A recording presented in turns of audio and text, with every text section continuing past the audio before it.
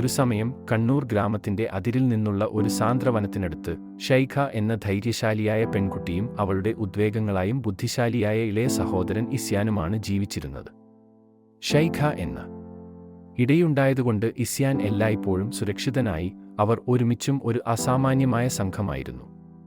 ഒരു തെളിഞ്ഞ രാവിൽ ഷൈഖയും ഇസ്യാനും ഗ്രാമത്തിന്റെ അതിരിൽ വിരുന്ന വനത്തിന്റെ ആകർഷകമായ ദൃശ്യങ്ങൾ കാണുവാനായി യാത്ര തിരിച്ചു. വാക്കുകളിൽ ആവശ്യമായ സാധനങ്ങൾ നിറച്ച അവർക്ക് മുന്നിൽ കാത്തിരിക്കുന്ന സാഹസികതയെക്കുറിച്ച് ഉല്ലസിച്ച് യാത്ര തുടങ്ങി. അവർക്ക് വനത്തിനകത്തേക്ക് കടന്നപ്പോൾ ആകർഷകമായ വലിയ മരങ്ങളും വേരുകളാൽ നിറഞ്ഞ പൂവുകളും എക്സോട്ടിക് പക്ഷികളുടെ ശബ്ദങ്ങളും കണ്ടു അവർ ആശ്ചര്യപ്പെട്ടു. മണിക്കൂറുകൾ കഴിഞ്ഞു അവർ പരിചിതമായ വഴികളിൽ നിന്ന് വളരെ അകലെയാണെന്ന് മനസ്സിലാക്കി. സൂര്യൻ അസ്തമിക്കുമ്പോൾ അവർ തിരിച്ചു പോരാനുള്ള ശ്രമം തുടങ്ങി. പക്ഷേ വഴി കാണാനാവുന്നില്ലായിരുന്നു. ഞങ്ങൾ വഴിപിഴച്ചിരിക്കുന്നു, ആസിയൻ ഉല്ലാസത്തോടെ പറഞ്ഞു. ഭയപ്പെടേണ്ട, ഷൈഖ ആശ്വാസമായി പറഞ്ഞു. ഞങ്ങൾക്ക് എല്ലാവിധ സഹായങ്ങളും ഉണ്ടാക്കാനും തിരിച്ചു പോരാനും എല്ലാം ഉണ്ട്. അവർ രാത്രി ക്യാമ്പ് ചെയ്യാൻ തീരുമാനിച്ചു. ഷൈഖ ഒരു തീണ്ടാക്കല്ലുകൾ കൊണ്ട് തീ ഉണ്ടാക്കി. ഇസ്യാൻ നക്ഷത്രങ്ങൾ നോക്കി അവരുടെ ദിശ നിർണയിച്ചു. അവർ ശേഖരിച്ച പഴങ്ങൾ വാട്ടി കഥകൾ പങ്കുവച്ചു. അതിലൂടെ ആത്മസമാധാനത്തോടെ അവർ രാത്രി അവസാനിപ്പിച്ചു.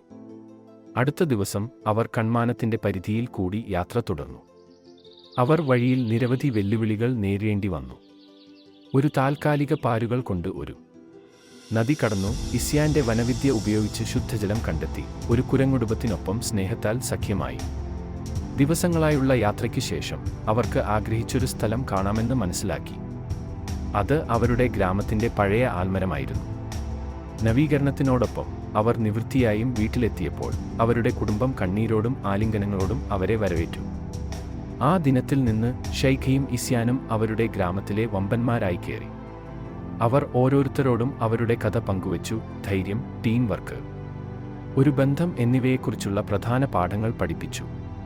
പുത്തരി സമയങ്ങളിൽ അവർ നക്ഷത്രങ്ങൾ നോക്കി.